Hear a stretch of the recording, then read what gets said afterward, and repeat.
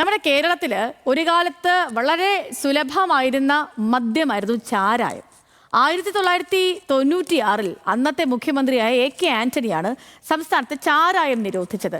പക്ഷേ ചാരായം മടങ്ങി വരാൻ പോവാണ്. എവിടെ, എങ്ങനെ എന്നല്ലേ? നമ്മുടെ മഹേഷ് ചന്ദ്രൻ കൃത്യമായി പറഞ്ഞു തരും ചാരായത്തിന്റെ പുനർജന്മത്തെക്കുറിച്ച്. വരുന്ന ഏപ്രിൽ മാസം 1-ാം തീയതി കേരളത്തിൽ ചാരായം നിരോധിച്ചിട്ട് 30 വർഷം പൂർത്തിയാകുന്നു. 30-ാം വാർഷിക ദിനത്തിൽ ചാരായം വീണ്ടും പുറത്തിറങ്ങുന്നു. അത് കേരളത്തിലല്ല, അങ്ങ് പോളണ്ടിൽ.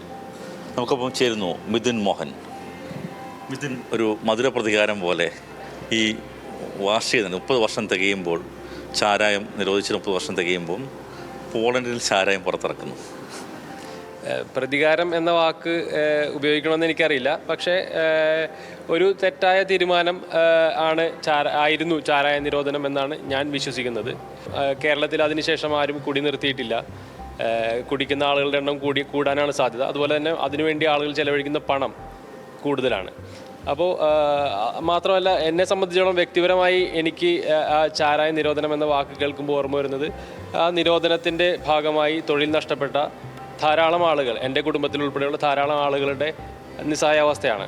അപ്പോൾ ഈ 30-ാം വാർഷികം വരുന്ന സമയത്ത് എനിക്ക് തോന്നി, എന്നാൽ എന്തായിരുന്നു അന്നത്തെ ചാരായം? ഇത് നിരോധിക്കേണ്ടിയിരുന്ന ഒരു ഉൽപ്പന്നമാണോ എന്നൊക്കെയുള്ളത് പുതിയ തലമുറയെ അറിയിക്കുക എന്നുള്ള ഒരാശയത്തിൽ നിന്നാണ് ഇങ്ങനെ ഒരു പ്രൊഡക്റ്റിലേക്ക് വന്നത്. അത് പഴയ 90 മില്ലി ആ കുപ്പി. അതെ. അപ്പോൾ സ്വാഭാവികമായിട്ടും എല്ലാം അതുപോലെ തന്നെ വരണമല്ലോ. അപ്പോൾ ആ പഴയ കുപ്പിയാണെങ്കിൽ ശരി, അന്നത്തെ ആൽക്കഹോൾ വോള്യം 33%, അതേ ഫ്ലേവറും അതുപോലെ തന്നെ നിലനിർത്താൻ വേണ്ടി പരമാവധി ഞങ്ങൾ ശ്രമിച്ചിട്ടുണ്ട്. മലയാളികൾ പലരെങ്കിലും നൊസ്റ്റാൾജി ആയിരിക്കും ചാരായം. അപ്പോൾ അത് സ്വാഭാവിക ചോദ്യം, കേരള വിപണിയിലേക്ക് ഇത് എത്താൻ സാധ്യതയുണ്ടോ? അത് ഞാനല്ല എൻ്റെ ആഗ്രഹം എത്തിക്കണം എന്നുള്ളതാണ്. കാരണം കേരളത്തിലാണെങ്കിൽ പോലും അന്ന് നിയമവിധേയമായി ചാരായം കുടിച്ചിട്ടുള്ള ആളുകൾക്ക്, ഏറ്റവും പ്രായം കുറഞ്ഞ ആൾക്ക് ഇപ്പോൾ ഒരു 48 വയസ്സായിട്ടുണ്ടാവും. 48 വയസ്സിൽ താഴെ പ്രായമുള്ള ആരും തന്നെ അന്നത്തെ ആ ചാരായം കഴിച്ചിട്ടുള്ള ആളുകളായിരിക്കില്ല. അപ്പോൾ എല്ലാവരുടെയും മനസ്സിൽ അങ്ങനെ ഒരു ആകാംക്ഷ അല്ലെങ്കിൽ ക്യൂരിയോസിറ്റി ഉണ്ടാകാം. അപ്പോൾ എല്ലാവരും ചോദിക്കുന്ന ചോദ്യം ഇത് തന്നെയാണ്. അപ്പോൾ എന്നെ സംബന്ധിച്ചിടത്തോളം എനിക്കത് എല്ലാവരിലേക്ക് എത്തിക്കണം എന്നുള്ള ആഗ്രഹമുണ്ട്. പക്ഷേ എനിക്കറിയില്ല ഇവിടുത്തെ നിയമ സംവിധാനങ്ങളും സർക്കാരും എല്ലാം ഇതിനെങ്ങനെ കാണുന്നു എന്നുള്ളത്. പോളണ്ടിനെ കുറിച്ചൊന്നും മിണ്ടരുത്, ഒരക്ഷരം മിണ്ടരുതെന്നാണല്ലോ ശ്രീനിവാസൻ്റെ വാക്ക്. ഞാൻ മുമ്പ് ചോദിച്ച മധുരപ്രതികാരം ചോദിച്ചത് ഈ ഏപ്രിൽ 1, അത് 30 വർഷം തികയുന്ന ആ ദിവസം തന്നെ തിരഞ്ഞെടുത്തതിനകത്തൊരു പ്രത്യേക കാരണമില്ലേ? 30 വർഷം മുമ്പ് ഒരു കുട്ടിയായിരുന്ന ഞാൻ ഇപ്പോൾ തിരിഞ്ഞു നോക്കുമ്പോൾ എനിക്ക് എൻ്റെ വ്യക്തമായിട്ടുള്ളൊരു അഭിപ്രായമുണ്ട് അതിനെ സംബന്ധിച്ച്. നമ്മൾ സംസാരിക്കുന്ന സമൂഹത്തിലുള്ള ആളുകൾക്കും ഇതൊരു മണ്ടൻ തീരുമാനമായിരുന്നു എന്നുള്ള അഭിപ്രായമുണ്ട്. അപ്പോൾ സാഹചര്യങ്ങൾ കൊണ്ട് ഇത് ഒത്തുവന്നത് ആ 30-ാം വാർഷികത്തിൻ്റെ സമയത്തായി എന്നുള്ളത് ഒരു വസ്തുത. ഏപ്രിൽ 1 എന്ന ആ ദിനം തന്നെ തിരഞ്ഞെടുത്തത് നേരത്തെ താങ്കൾ സൂചിപ്പിച്ചതുപോലെ തന്നെ വേണമെങ്കിൽ അതൊരു പ്രതികാരം എന്ന് വേണമെങ്കിൽ പറയാം.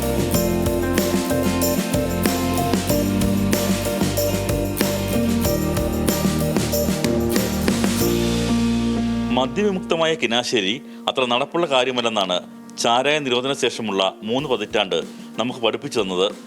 നിരോധനമല്ല, നിയന്ത്രണമാണ് ആവശ്യമെന്നാണ് ദുരന്തങ്ങൾ നൽകിയ അനുഭവവും. ഓരോ രാജ്യത്തും തനതായ മദ്യം ഉൽപ്പാദിപ്പിക്കുകയും കയറ്റുമതി നടത്തി വിദേശ നാണ്യം നേടുകയും ചെയ്യുന്നത് കേരളവും മാതൃകയാക്കണമെന്നാണ് അനുഭവത്തിന്റെ വെളിച്ചത്തിൽ മിഥുൻ മോഹൻ പറയുന്നത്. ഞാൻ പറയുന്നത് മദ്യത്തിന്റെ ഉപയോഗം പ്രോത്സാഹിപ്പിക്കണം എന്നല്ല. മദ്യത്തിന്റെ ഉപയോഗം നിയന്ത്രിക്കുന്നതിന് ആവശ്യമായ എല്ലാ നടപടികളും സർക്കാരോ അധികാരികളോ സ്വീകരിക്കട്ടെ. എന്നാൽ ഇത് ഉൽപ്പാദിപ്പിച്ച് വിദേശത്തേക്ക് കയറ്റി അയച്ച് ലോക വിപണിയിലേക്ക് നമ്മളുടേതായി നമുക്ക് കാണിക്കാനുള്ള, നമ്മളുടെ പൂർവികർ ആയിരക്കണക്കിന് വർഷങ്ങൾക്ക് മുമ്പേ ഉണ്ടാക്കിക്കൊണ്ടിരുന്ന ആ ഉൽപ്പന്നം അത് സംരക്ഷിക്കുകയും അത് ഉൽപ്പാദിപ്പിക്കുകയും അത് നമ്മളുടെ ആളുകൾക്ക് കൊടുക്കാനല്ല ഞാൻ പറയുന്നത്, അത് പുറത്ത് കൊണ്ടുപോയി വിറ്റ് നമ്മളുടെ രാജ്യത്തേക്ക് ഇൻകം കൊണ്ടുവരുന്ന ഒരു പ്രൊഡക്റ്റായി അതിനെ നിലനിർത്തിക്കൂടെ എന്നാണ് ഞാൻ ചോദിക്കുന്നത്. പോളണ്ടിൽ പോയി ചാരായം അതേ മലയാളം പേരിൽ മിഥുൻ വിപണിയിൽ ഇറക്കുമ്പോൾ അതൊരു ചരിത്രമാവുകയാണ്. ചാരായ നിരോധനത്തിന്റെ 30-ാം വാർഷികത്തിൽ വീണ്ടും ചാരായം വിപണിയിലെത്തുന്നത് ഒരു രാഷ്ട്രീയ കൗതുകം കൂടിയാകുന്നു.